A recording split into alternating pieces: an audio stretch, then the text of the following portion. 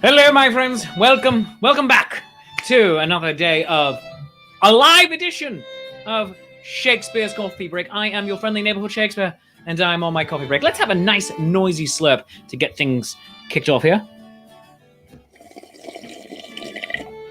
That's just good internet audio. I don't care who you are. Yes. Friends, today I have an actor on the show. I know. You're as shocked as I am, but he's not just any actor. He is an actor who has appeared in every single one of my productions that I have made this year. All of them, all 11,000 of them, because this is the year that will not end for my social distancing players. He is currently playing the Mad King, Eric the 14th of Sweden. Oh my God, I love that guy so much.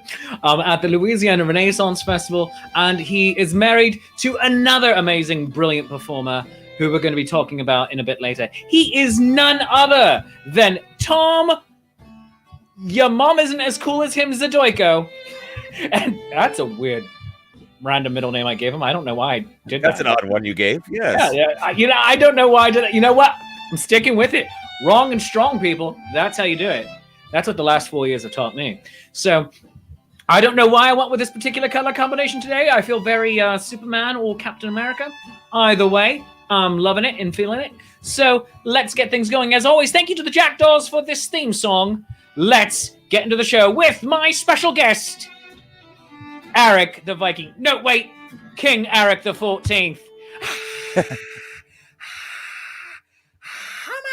So sexy. Now, with every single male guest, I want to do, I want to patently objectify you in ways that John Oliver does to Adam Driver. Strangely enough, would not be the first time. No, it would not. No. Like weird. It's just like, tie my fingers in a knot, you rudely tall man. Just like, what? What? So, how are you, sir? I'm doing well. I'm here in sunny Louisiana at the moment. I hate you so much. I hate you. I hate your face. I'm in not sun, although the sun keeps perking in and out. Frozen upstate New York, where it is a high of 30 degrees today. Yikes! I went running. I'm a boy. I'm a boy of summer. I can't. Yeah.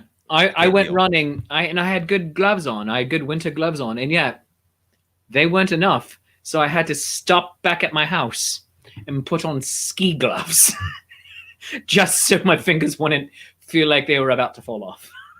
So that's what I did. Oh, goodness. I went running in shorts yesterday, so, you know. I hate you so much. I know, right? It's good to be me. Oh, yes. Speaking of running, you do some pretty good distances. For instance, the 5-miler turkey trot with me last year in New Orleans. Are you doing that one again this year? No, they are not doing it this year. They're doing a virtual one. Did you sign up? No, I did not. I did not, because I wasn't sure what my timing and everything was going to be like. So I was like, The best part of that Turkey Day run, it is Thanksgiving Day morning, 5 o'clock, 5 miles in New Orleans around City Park. Beautiful run. Oh my God. Oh, it's gorgeous. And tons of people, which is why they're not doing it live this year. Yep. Ending in a stadium.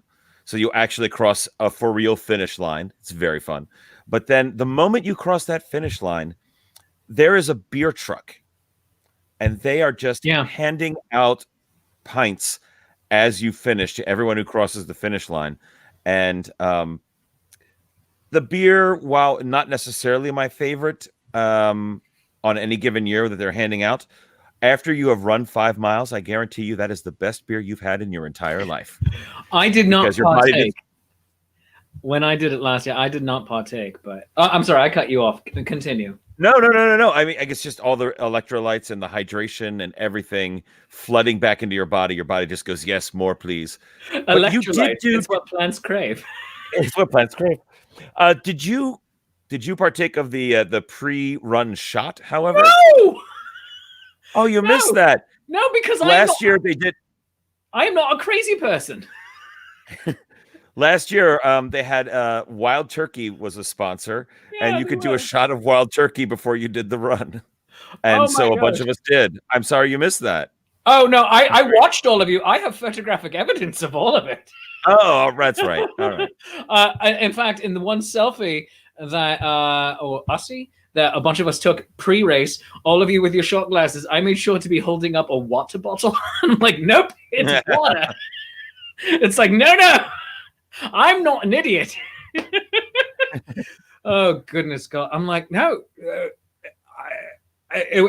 Jamie Hauser, and I keep going because I got nothing. Jamie Hauser summed it up for me like this. She said, "You remember the story of the chef on the Titanic who was drinking brandy the entire time and wasn't able to get into a lifeboat, but they got him the next day and he was fine, just a little bit, slightly frostbitten and drunk, but alive." I said, "Yeah." She goes, "Her theory is so many people partake of the wild turkey."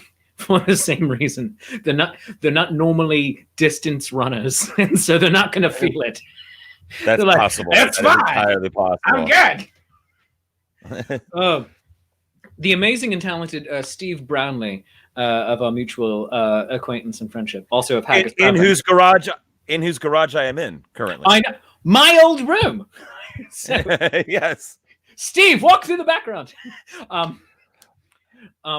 He was telling me he did I guess that Crescent City half, and instead of running 13.1, he was stopping with his friend at every drinking station and just taking a shot, taking a beer, and then continuing on his merry way.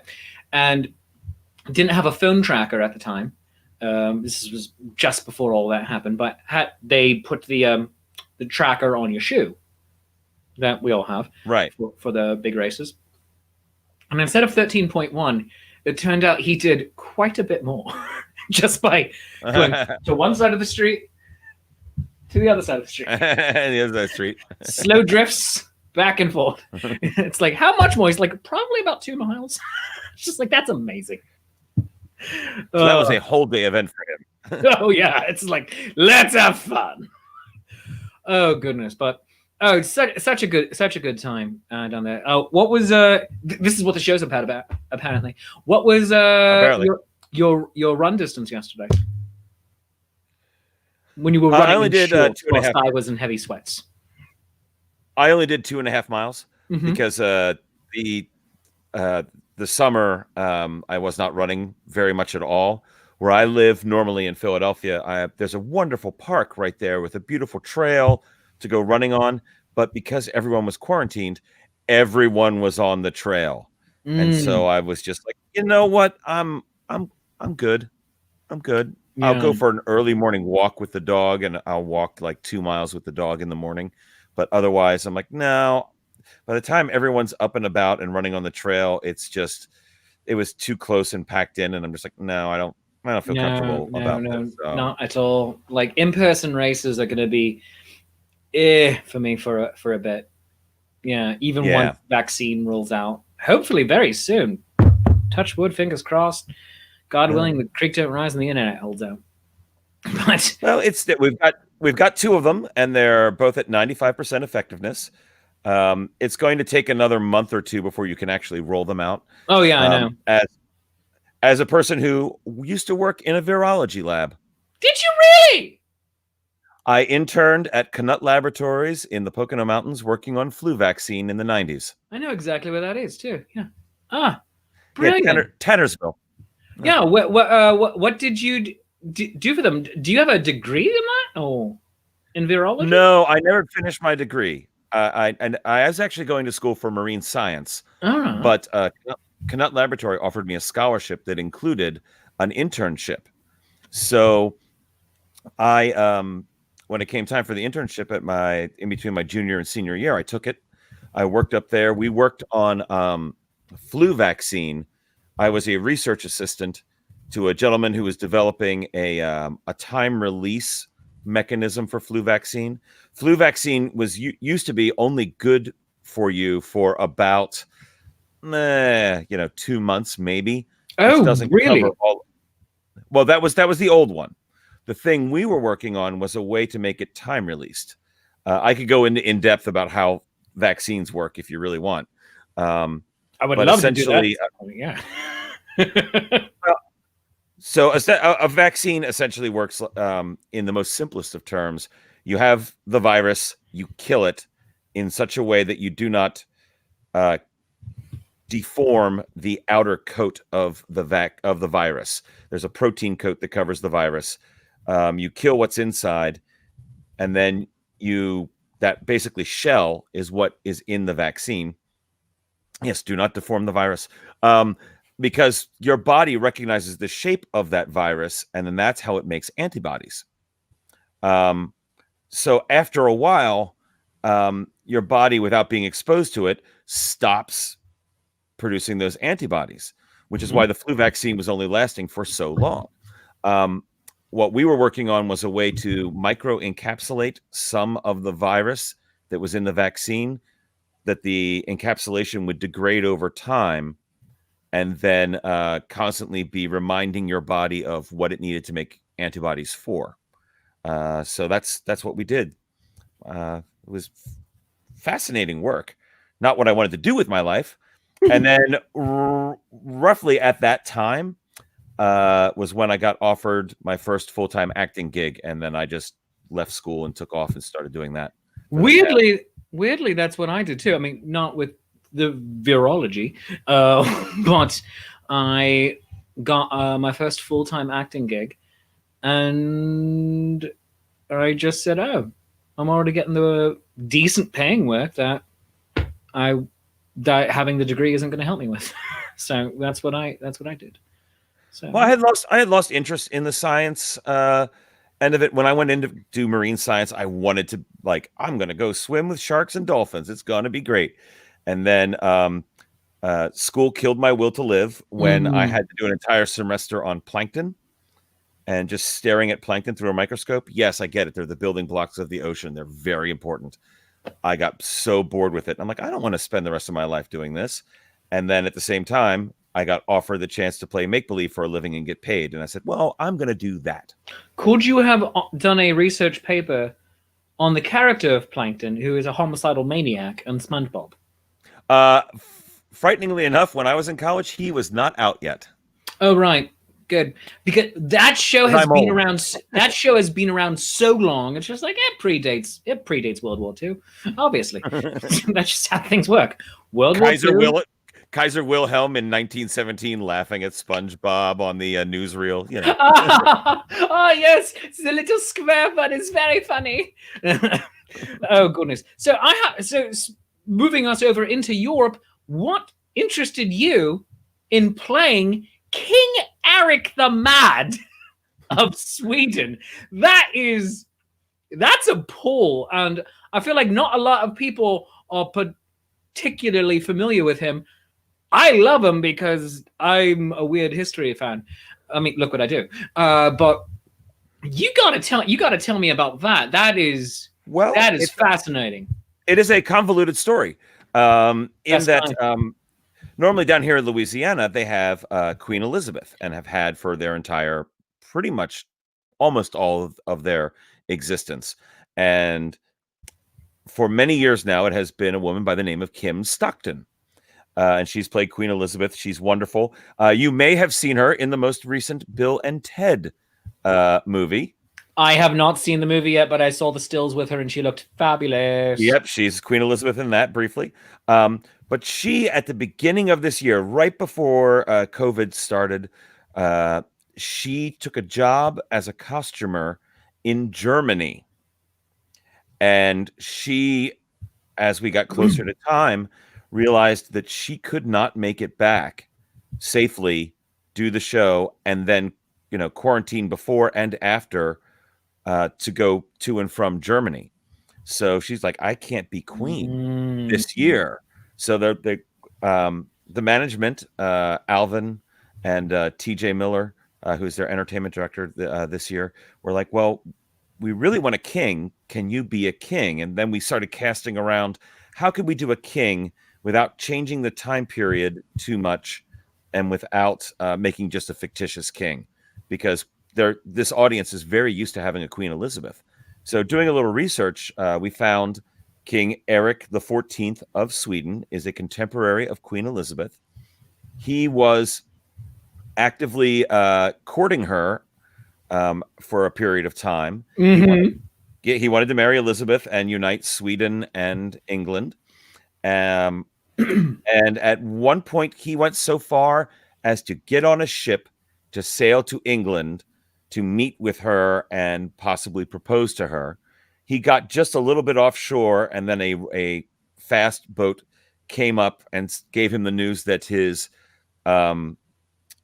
younger stepbrother was causing problems and revolt. And so he turned around and went back and never actually made it to England. So we decided to play it that he has actually made it to England. I have arrived only to discover, and we're telling the audience this flat out, the Queen went to Germany and is stuck in Germany because of the plague and cannot make it back. We're just telling them the truth. We're like, nope, that's what happened. When art imitates life, imitating art, imitating life. And so she has given me, she left me a letter basically saying, sorry, I'm not going to be back to meet with you. Would you take care of the festival and be their monarch until I return? You're in charge while I'm gone. So I'm looking at it as I am the substitute teacher of the Renaissance Fair. That is, you're the substitute teacher. I am the substitute teacher. Mad King Eric is the substitute teacher. Oh, it's just like, what can we get away with? Oh my god. All right, let's make fun of all the nobles. He doesn't care who they are. Exactly. I also tell the guests that it's that I'm the royal court's babysitter while the Queen's away, because they get cranky if they don't have nap time. And we had milk and cookies the other day. And they're demanding juice boxes now, so I think I might have to show up one of these weekends with a bunch of juice boxes. You're going to need all these juice boxes. There's incredibly period-appropriate juice boxes. Exactly. So what does your Swedish accent sound like? I have to hear it. It's a bit more like this. I try to do it a little bit of a Nordic accent, but I very often end up sounding like I'm from Minnesota. Oh, well, it all works. Minnesota Vikings, hello. Because they all settled there when they came to the U.S. because they're like, oh, this is like home. We'll live here. My gosh. I got a chance to play a Swedish character many, many years ago for a murder mystery series. And my name was Hans. And we did this one about 15 times and was, well, as you have done with many a murder mystery, some of them are very scripted and others are not at all. And this one was one of the not at alls. It's right. Here's your bullet points. Go have fun. And all the time, it just started becoming, Bill, back in St. Olaf. Here's what I would do. And I just started telling all the Golden Girls stories from Rosen Island. Very nice. Very good. That's what I would do. So if I were ever to play the Mad King, I would just, every story would be, hello, everybody. Back in St. Olaf, here is what we do at the court. Oh, my goodness. Well, we're going to talk more with the delightful Tom Zadoyko, the Mad King of Sweden at the Louisiana Renaissance Festival, which is weekends running until December 13th. So make sure you check him out if you're down in Louisiana and want to go on out there. But first, I'm going to have to pay some bills here. So, Tom, stick about, and we will be back in just a few moments because, friends, Shakespeare's Coffee Break is brought to you by some wonderful advertisers, and please support the show by supporting them. First up is Hill Storage and Rigging Company. Hill Storage and Rigging Company in Middletown, Pennsylvania. Machinery movers, riggers, millwrights. You can enjoy the peace of mind that comes from knowing your equipment is in skilled and experienced hands with services from the Machine Movers and Erectors in Middletown, Pennsylvania. Established in 1967, Hill Storage and Rigging Company is a family-owned and operated full-service millwright serving industries in the Mid-Atlantic states and beyond. They're a women-owned small business with hours of operation Monday to Friday, 7 a.m. to 5 p.m. Eastern Time, weekends by appointment only. Call them at 717-944-7676 and call them at hillrigging.com. Hill Storage and Rigging Company. No job too large or too small. Also, today's show is brought to you by the wonderful people at renfest.org, your online directory of Renaissance festivals, vendors, and entertainers. Their goal is to drive more traffic to the sites, online stores, and social media of Renaissance festival artisans, entertainers, and the festivals themselves during this period where so many festivals aren't open and so many of our brethren unable to go out and ply their trades in person. And they are promoting the idea of the hashtag Renfest at home to encourage patronage while fairs are closed and support other initiatives like the Digital Ren Fairs and the Rescue Foundation that benefit this community. Check them out, renfest.org. It is in the name. That's how you find them. Henderson's Hearth at the Louisiana Renaissance Festival. Oh my goodness, I have an ad that specifically pertains to the Louisiana Renaissance Festival. That is amazing. Was this planned? Yes. It all began in 2012 when Amy came up with the idea to bring back traditional Celtic recipes that have begun to be lost in today's quick meal culture. And inspired by Celtic heritage and made for your busy family, to bring a little old-fashioned comfort food back into our lives. Now, she opened her first shop at the Louisiana Renaissance Festival in 2013, and since then she has traveled the region, sharing her passion for these recipes with others that embrace their heritage or want to recapture an experience on a vacation. Oh, goodness gracious, I just hit a button and it was weird. Oh, there we go. Where'd my script go? Ha!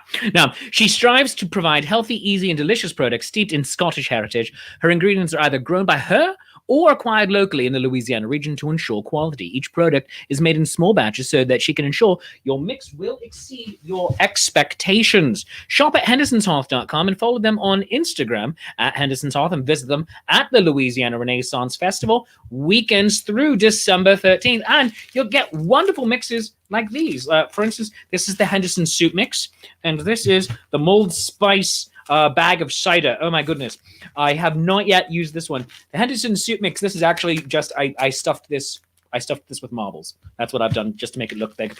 But this is delicious. Oh my goodness. All of their soups are vegetarian and vegan mixes, so anybody can have them. Throw in whatever additions you want to. They are delightful. This one and the Irish Soup Mix. Oh my God, so good. Goodness. The Daily Brew, a 365-day guided daily journal. Have you ever started a personal journal only to give up because you didn't know what to write about? Have you ever wanted to keep a journal but didn't know how to start? Well, the Daily Brew journal might be just the thing for you. Now, the authors, who are all clinical mental health counselors, have painstakingly created a 365-day template for writing about your thoughts and feelings, as well as a nice mix of hands-on exercises to keep it interesting and to help you avoid journal fatigue. Studies have shown that regular journaling leads to increased emotional intelligence, creativity, and confidence. It also gives you gains in both short and long-term memory and helps with impulse control and problem solving. Every purchase of this helps out a college student in need.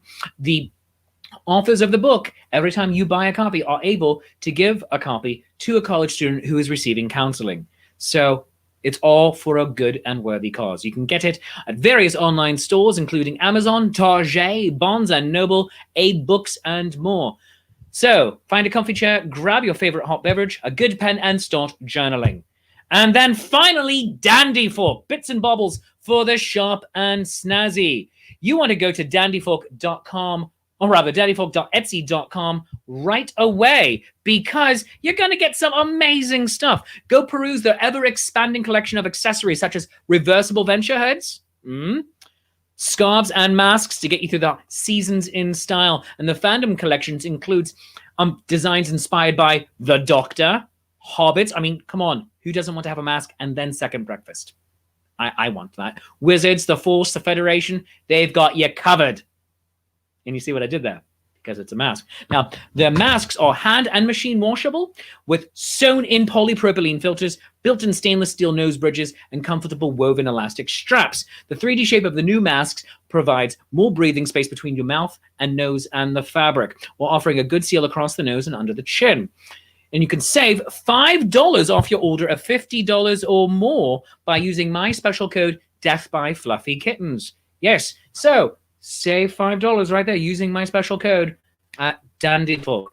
Dandy Fork, bits and bobbles for the sharp and snazzy. Shop at dandyfork.etsy.com. And thank you to all of my sponsors for supporting the show. If you would like to sponsor the show, please drop me an email. Go to Shakespeare@ShakespeareApproves.com, and also do all the things. Go like the show. The show page is facebook.com/Shakespeare's Coffee Break. And then also just go like me, Shakespeare Approves. Also on Twitter and Instagram and YouTube. Like, subscribe, click the bell. I don't even know what the bell is for, but click it.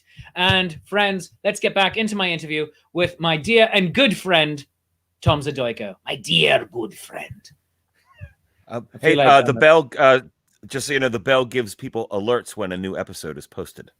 Oh, there you go. That's what that bell does. Click the bell. Click the bell. Like you would get an alert for this episode right here. Go click the damn bell. Sally, who's saying hi, hey all. Sally, go click the damn bell. All right, do it. So just do it. So, are you having fun being Swedish? I am. It's very interesting.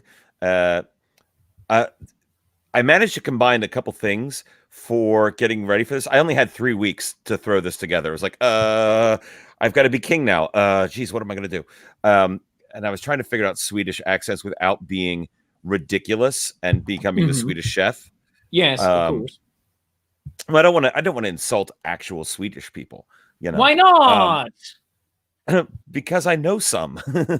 We insult actual English people. Do you think the English are convinced for a moment by this? Some of them, yes. Some of them are. Thank you. Some of them are.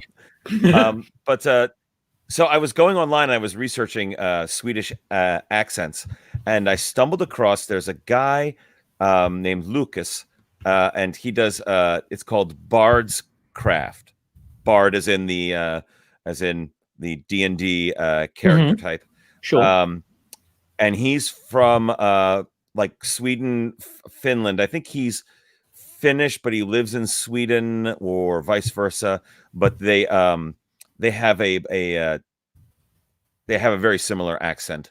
But he makes wargaming and role-playing game tabletop terrain. And so he'll just sit there and he'll just be describing his terrain building and all that. And I'm a huge gamer geek. I've played D&D since I was 13, and also did wargaming. I used to work for Games Workshop for a while. So like building these terrain things is great. I'm learning new techniques and tips. Plus, I'm getting a Swedish accent out of it while watching his videos. So it's been good. I feel like I need to send him a message at some point thanking him. You know what? You should do it because, like, hey, your YouTube videos have inspired me in ways that you fully don't understand. Exactly. You probably don't grasp this, but right. You've helped me create a character. Oh, well, I do want to help you create your character. No, my friend. Interactive character at a Renaissance Festival. Okay, now I'm confused. So he's constantly saying things like, "This is peasant level crafting. This is epic. Peasant level and epic are the two phrases he says all the time. So I've started saying epic all the time now at the Louisiana Fair. Epic. It's epic. It is epic. This is epic. Fantastic. I love it. And if all else fails, just slip into Skyrim, and you know what's wrong with Skyrim these days, and then you're good to go. I tend to drift. Oh yeah, we all do it at some point. I mean, I think the only reason I don't really drift anymore is just I've been this guy for 15 years now, and exactly. And then also, weirdly enough, this year has helped me find who Shakespeare as a character and as a character voice, as an accent is, more than any other year or Renaissance Festival season heretofore, because unlike those years, I'm literally doing this every day. And as opposed to Saturdays and Sundays with the occasional Friday or a Monday, or a 2 or 3 week rehearsal period, this is who I am Monday, Tuesday, Wednesday, Thursday, Friday, occasional Saturdays and Sundays. And you don't have other distracting accents either to pull you away. No. I find that's a problem for me. If I hear other accents, I start to just naturally drift toward them. Yeah. I spent like 10 days in Scotland, and I discovered that I was unintentionally starting to drift into a Scottish accent. I didn't mean to; it just happened. According to my cousin's husband, who is very, very, very Scottish, that is a charming thing. A lot of, at least the British, find about a lot of Americans, because so many of us have a relatively blank slate of an accent that we just start absorbing and picking up other people's, and they just think of us as natural mimics. So at least we've got that going for us. I tend to, with the Swedish, I either drift into Italian because of the very lilting sound of things. I can see that easily. Or German, which because would be of the more V's and W's. Linguistically acceptable. Yeah, and yeah, doing a German accent is my favorite. It's what I love to do the most, and I don't know why. I think maybe it was growing up listening to Hogan's Heroes that my grandmother had on the TV. You know nothing. You know nothing. I know nothing. But and also Dr. Strangelove. But then that's a really caricature when you go that far. Yeah. But then also Arnold came out, and I mean, he's Austrian, but whenever I'm doing a German accent, we were playing with this yesterday, I automatically start drifting towards Arnold. And then the urge to yell, "Get in the chopper," becomes too strong. Get to the chopper. Get to the chopper. Get to the chopper. I'm right here. Get your ass to Mars. You got what you want, Cohagen. Give the people their air. All right. So we're receiving some hellos by people watching. Our mutual friend Brian Harvard, producer of the Connecticut Renaissance Fair, says, "Hey, gents. Hey, Brian. Love you. Miss your face." Hey, Brian. Haven't seen you in years. Miss you, buddy. And Heli Koskinen, who has an amazingly delightful Viking name. Yes, I'm making just everybody Viking. Says, "Not a lot of Finnish people speak Swedish as their mother tongue, but they have their own special accent of Swedish, which is the second official language in Finland. Sweden has their own accent, more singing kind." They say, "Good job to you." So, thank you. I have a Swedish character on my show, not even in character, and I get Swedes and Finns on here. By the way, Finland, that is the country for me.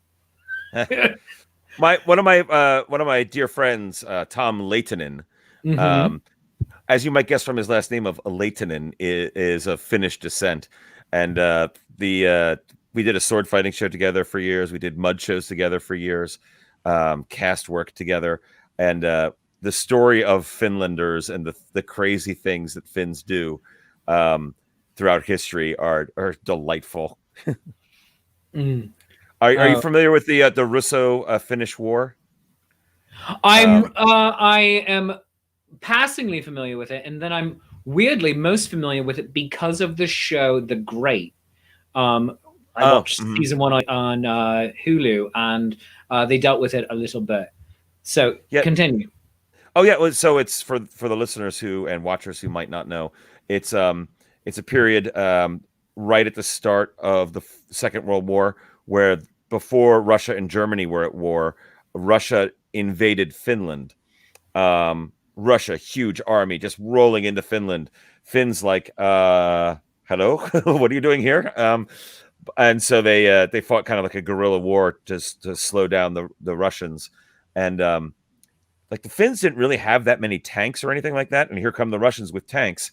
There are stories of, I forget the guy's name, but he was a big Finlander, and he would run up with a giant, essentially crowbar, and pop the tread off of the Russian tanks so they couldn't go anywhere.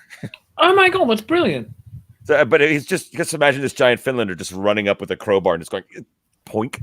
And then into the woods! Well, it was worse than that. He would climb on top of the tank, and when the guys inside the tank would open up the tank to go, hey, what's going on? He would throw in a Molotov cocktail or a grenade into the now open hatch. That works, and then slam it shut, and it becomes an and then run contained explosion, and you just see the whole thing go. And Get out of there! Get out of there! Oh, And that's one of the reasons why. That's one of the reasons why Hitler thought it would be easy to take out the Russians, because like the Finns stopped the Russians. Surely we can roll right over them. Yeah, about that. Well, oh my goodness, Helly might have a family connection to Tom Laitman, by the way. Really? He lives in. He's from Michigan. So his family is from up in the Upper Peninsula of Michigan. The UP. Which is a gorgeous place if you ever get a chance to go. It's absolutely beautiful up there. I drove through it once. I was performing some shows with an old children's company in Michigan, and I had in Wisconsin, and I had several days in between gigs that my boss originally said, all right, well, we want you to drive back to Pennsylvania in between gigs. It's like, well, that is a waste of time. It's a waste of gasoline. It's a waste on the vehicle, and it's a waste of just everything. So, because it would have required me to drive back to Pennsylvania and then immediately turn around the next day, as opposed to just spending 3 days hanging out in Wisconsin and driving through the Upper Peninsula and then down Michigan into the Detroit area. And oh my gosh, just so beautiful. And but in the Upper Peninsula and in Wisconsin, so much of I just forgot the name of the monster. What is the name of that monster? Which one? The Hodag. The Hodag. Okay. Oh, so many statues of the Hodag, and my heart was full. Just amazing. Oh, cryptids, we love you. Well, Helly Koskinen, I don't know how you found my show or if you've been a fan of mine for years, but thank you for watching and weighing in on all things Swedish and Finnish right now. Finnish. Yeah, Finnish. Yeah, so thank you for that. And also to everyone, thank you so much for watching. This is the amazing, the talented, the brilliant, the faceted. Multifaceted, the polymath, Tom Zadoyko. Polymath. Yeah, you are a polymath, sir. Yes. I like that term. You were working as a research scientist for virologists. You're a polymath. I guess. Yes, you can check him out all over the place. For instance, you want to go to his Patreon, Quill and Quote, that he does with his amazing and talented wife, Melissa Baker of Chase Treasure. So support their amazing work and go to their Patreon at patreon.com/Quill and Quote. And then also buy this man a drink. He deserves it. He is your mad Swedish king. We didn't even get into all the madness that much, but buy him a drink. Go to paypal.me/Zadoyko. Go do it. Go do the thing. And he'll thank you for it. He might possibly send you a picture of his cat. I don't which one? Which one? I have two now. Lilith, because Lilith. Because she's tiny and evil, and I love her. Oh, she's not tiny anymore. My wife has been sending me pictures, and she is almost the size of the other one now. Oh my goodness, I love them all. But she is still a fluffy void. So yeah, just like the woman in that video from years ago. I just want to hug all the cats. But right. You can't hug all the cats. And they have the whiskers and the noses. And, so, Tom, thank you so very much for joining us. I love you. And thank you for having me. Friends, this has been Shakespeare's Coffee Break. If you've enjoyed the show half as much as I've enjoyed watching, then I've obviously enjoyed it twice as much as you did.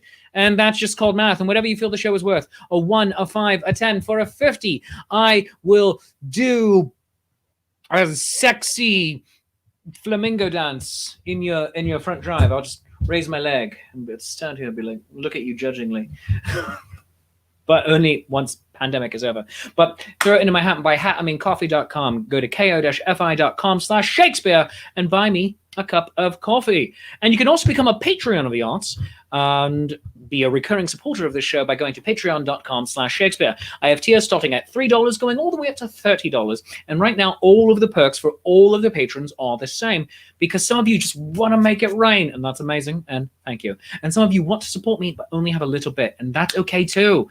No one is excluded, and because of that, everyone gets the same perks. You get digital editions of the scripts that I write for the social distancing players. You get a digital edition of my comic book, Julius Caesar, Beware the Eyes of March of the Penguins, or my album, Are You There, God? It's Me, Shakespeare. You just get random posts from me. We do monthly hangouts, and it's a silly and good time. So please go check that out. And I have the Dandy Folk ad up here the entire time I'm talking, which is okay, because for Dandy Folk, you want to use my special code, DeathByFluffyKittens, to save $5 off of your order of $50. Also, let's talk about some things that are coming up, including you need, well, at the Louisiana Renaissance Festival, to get yourself a Shakespeare pop, a run pop of your friendly neighborhood Shakespeare. Let's get it in here so the light isn't... There we go. There he is. All right. Yes, Ren Pops, just like a Funko Pop, but made entirely out of paper. You can buy them online at renpops.com or at the Louisiana Renaissance Festival in person. And what you do with them is it's just fantastic. You either print it out yourself onto a really nice cardstock or send away for a cardstock version to be sent to you. Cut it out. It takes about an hour to cut it out and put it together. And you get your favorite friendly little Shakespeare right there. You can also get Paolo Garbanzo, the Washingwell Wenches, Lynx Kim the Sword Swallower, Brune. You can get, oh goodness, Aaron Bunk, and Music the Gathering, and Acrobatrix. And more are being made all the time. So go to renpops.com and get yourself a tiny little Shakespeare. I mean, actually tinier than me. I'm not actual size. He is actual size. But yeah, it's just do it. Just do the thing. Do the thing. I'm just babbling. But I also want to ask, what are you doing for New Year's Eve? Maybe you're joining me and the Langers Ball and Drunken Disorderly and Shelley Buttons and Andrew McKee, the Irish Bard, and Lady Prudence, the Court Composer, and Chase Treasure for Shakespeare's New Year's Shaken Eve. It's going to be a fantastic Zoom party with wonderful performances, and I want you to dress up in your best Renaissance Festival garb or your fanciest New Year's clothes. So join us New Year's Eve. Tickets go on sale on Black Friday, and they're going to be on a $5 discount throughout all of Cyber Week. So join us for that. It's going to be a great and wonderful time. Of course, we do Shakespeare's Coffee Break every day, on Monday through Thursdays at 3:05 p.m., sometimes 3, depends on what YouTube makes me do. So make sure you tune in and watch. We have all sorts of silly things happening, up to and including Lady Elsa's Hallmark Christmas Movie Corner, because we're just going to talk about Christmas movies sometimes. We've done it twice now, and we've got like 6 more weeks to go. It's going to be amazing. Nat 21 Adventures is our Dungeons & Dragons show with performers from the Renaissance Festival community. Right now, we're doing our Louisiana Renaissance Festival cycle with performers who have all been at the Louisiana Renaissance Fair, or actually are there right now. It's Tuesday nights at 8 p.m. at facebook.com/Nat21Adventures and twitch.tv/PalagoBanto, because when a natural 20 just won't do, you need a Nat 21. And on Fridays, Shakespeare Reviews, the movie review show I do with Andrew McKee, the Irish Bard, over at Life's Affair.